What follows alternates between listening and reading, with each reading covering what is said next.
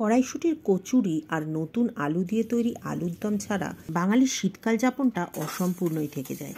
তাই আজকের রেসিপি কড়াইশুঁটির কচুরি আর নতুন আলু দিয়ে আলুর দম দেখাবো একদম পারফেক্ট মেজারমেন্টের সাথে, যাতে আপনি বানালে আপনার কচুরিটাও হয় একদম দোকানের মতো টেস্টি আর ফোলা ফোলা। প্রথমে ময়দাটা মেখে নেব। নিয়েছি মেজারিং কাপের মাপ অনুযায়ী 2 কাপ ময়দা। এর মধ্যে দিয়ে দেব 1 চামচ জোয়ান। জোয়ানটা হাতের মধ্যে ঘষে এর মধ্যে যোগ করছি, যাতে ফ্লেভারটা খুব ভালোভাবে পাওয়া যায়। এর সাথে দেব 3 চামচ তেল। তেলটা কিন্তু কচুরিতে একটু বেশি লাগে, সেভাবেই দিতে হবে। সাথে দেব সামান্য একটু নুন, আর দেব 1 চিমটি খাবার সোডা। এবারে এই সমস্ত কিছু মিশিয়ে খুব ভালো করে ময়দাটা আগে ময়ান করে নেব। ময়দাটা যত ভালো করে ময়ান করা হবে তার উপরে কিন্তু কচুরির ফোলাটাও নির্ভর করে। ময়দাটা ময়ান করা হয়ে গেছে। ময়ান করা হয়েছে কিভাবে বুঝবো? দেখুন, ময়দাটা যখন মাখার পরে হাতে নিয়ে মুঠো করলে একদম মুঠো বন্ধ হয়ে যাবে, তখন বুঝবেন ময়দাটা ময়ান করা হয়ে গেছে খুব ভালোভাবে। আমি আরও একবার মুঠো পাকিয়ে দেখিয়ে দিচ্ছি। দেখুন, মুঠো পাকানোর পর ময়দার মুঠোটা কিন্তু খুলে যাচ্ছে না, তার মানে ময়দাটা খুব ভালোভাবে ময়ান করা হয়েছে। এবারে অল্প অল্প করে জল দিয়ে ময়দাটা মেখে নেব। খুব বেশি নরম ডো যেন তৈরি না হয় সেদিকে খেয়াল রাখতে হবে, কারণ কচুরির ভেতর যেহেতু পুর ভরা হয়, সেই জন্য কচুরির ডোটা কিন্তু একটু শক্তই রাখতে হয়। ময়দাটা আমার মাখা হয়ে গেছে। এবারে ময়দাটাকে কিছুক্ষণ রেস্টে রেখে দেবো। একটা বাটির মধ্যে চাপা দিয়ে ময়দাটাকে আধ ঘন্টার জন্য রেস্টে রেখে দিচ্ছি। এই সময় চাইলে ওপর থেকে একটু তেল দিতে পারেন, তবে আমি আর এখানে তেলের ব্যবহার করিনি আজকে। ময়দাটা রেস্টে থাকুক, ততক্ষণ বাকি কাজগুলো সেরে নেব। নিয়েছি 1 চামচ ধনে, 1 চামচ জিরে আর 2টো শুকনো লঙ্কা। এবার এটাকে শুকনো খোলায় খুব ভালো করে ড্রাই রোস্ট করে নেব। মশলাটা ভাজার সময় আগুনের ফ্লেমটা কিন্তু লোতে রাখতে হবে, তা না হলে জিরেটা আগে ভাজা হয়ে পুড়ে যাবে। সমস্ত মশলাটা ভাজা হয়ে গেলে একটা প্লেটের মধ্যে তুলে নিয়ে এটাকে ঠান্ডা হতে দেব। ঠান্ডা করে নিয়ে মশলাটা এবার পিষে একটা পাউডার তৈরি করে নিচ্ছি। চ্যানেলে শীতকালীন সবজি দিয়ে নানা রকম পরোটা তৈরির রেসিপি আপলোড করা আছে। লিঙ্কগুলো ডেসক্রিপশন বক্সে দেওয়া থাকবে, চাইলে আপনারা সেই লিঙ্কে ক্লিক করে রেসিপিগুলো দেখতে পারেন। মশলাটা পিষে নেওয়া হয়ে গেছে। এবার এটা প্লেটের মধ্যে ঢেলে একটা পাশে সরিয়ে রাখছি। এবারে ওই একই মিক্সির জারের মধ্যে নিয়ে নেব ছোট বাটির 1 বাটি মটরশুঁটি, আর সাথে নিয়েছি 3টে কাঁচা লঙ্কা আর 1 ইঞ্চি সাইজ মতো একটা আদার টুকরো। এবারে এটাকেও আমি পালস মোডে দিয়ে ভালো করে পেস্ট করে নিচ্ছি। আমি এখানে ফ্রোজেন মটর ব্যবহার করেছি।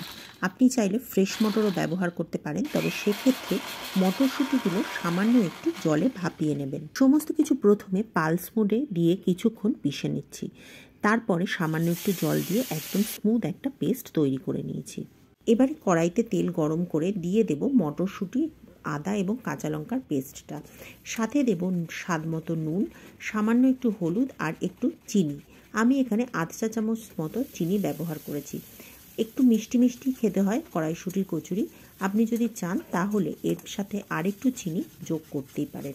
এবারে সমস্ত কিছু দিয়ে পুরটাকে খুব ভালো করে ভেজে নেব যতক্ষণ না পর্যন্ত এটা কড়াইয়ের পাশ থেকে ছেড়ে আসছে। দেখতেই পাচ্ছেন পুরটা কত সুন্দরভাবে কড়াই থেকে ছেড়ে এসেছে, কোনোভাবেই এটা কড়াইতে আর লেগে যাচ্ছে না। এই সময় এর মধ্যে মিশিয়ে দেব ভাজা মশলাটা, অর্থাৎ যে মশলাটা আমি আগে গুঁড়ো করে রেখেছিলাম। এই ভাজা মশলাটাতে কিন্তু কড়াইশুঁটির কচুরির স্বাদটা অনেক গুণ বেড়ে যাবে। ভাজা মশলাটা দিয়ে একবার মিশিয়ে নিয়ে এবারে মটরশুঁটির মিশ্রণটাকে একটা প্লেটের মধ্যে তুলে ঠান্ডা করতে দেব। যতক্ষণ মিশ্রণটা ঠান্ডা হচ্ছে ততক্ষণ আলুর দমটা বানিয়ে নেব। আলুটা আমি আগেই সিদ্ধ করে রেখেছিলাম। আলু সিদ্ধটা ভিডিওটা আমি আর দেখালাম না। প্রথমে আলুগুলোর খোসাগুলো ছাড়িয়ে নেব। আলুগুলোর খোসা ছাড়ানো হয়ে গেলে কড়াইতে গরম করে নেব 2 টেবিল চামচ সর্ষের তেল। সর্ষের তেলটা গরম হয়ে গেলে খোসা ছাড়িয়ে রাখা আলুগুলোকে তেলের মধ্যে ছেড়ে দেব। সাথে দেব সামান্য একটু হলুদ আর সামান্য একটু নুন। নুন আর হলুদ দিয়ে আলুগুলোকে এবার ভেজে নেব খুব সুন্দর করে লাল লাল হওয়া পর্যন্ত।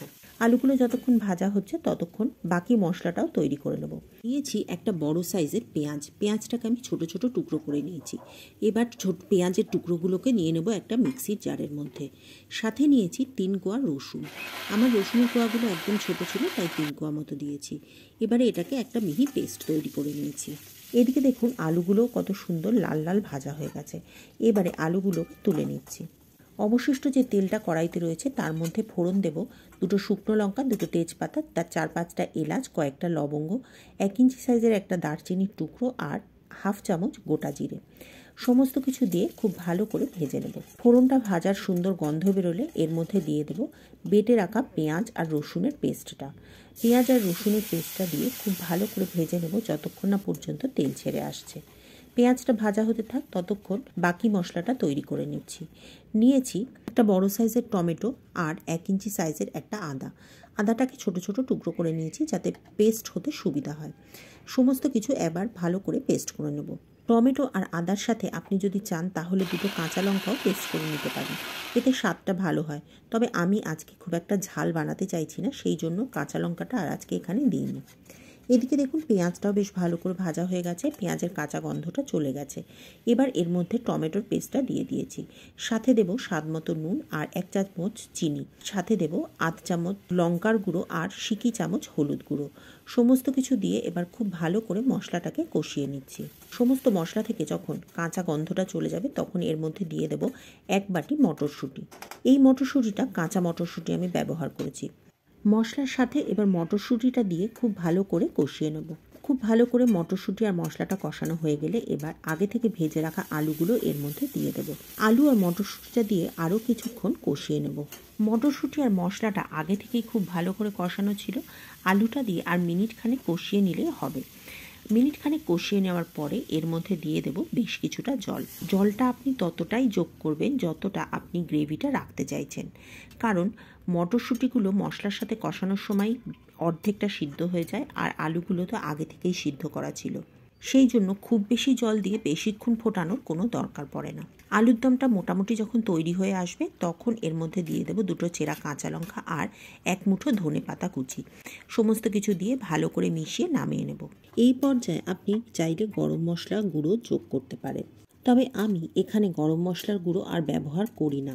এবারে তৈরি করে নেব কচুরিগুলো। ময়দাটা আরও একবার ভালো করে মেখে নিয়েছি। এবারে ময়দা থেকে লেচি কেটে নেব।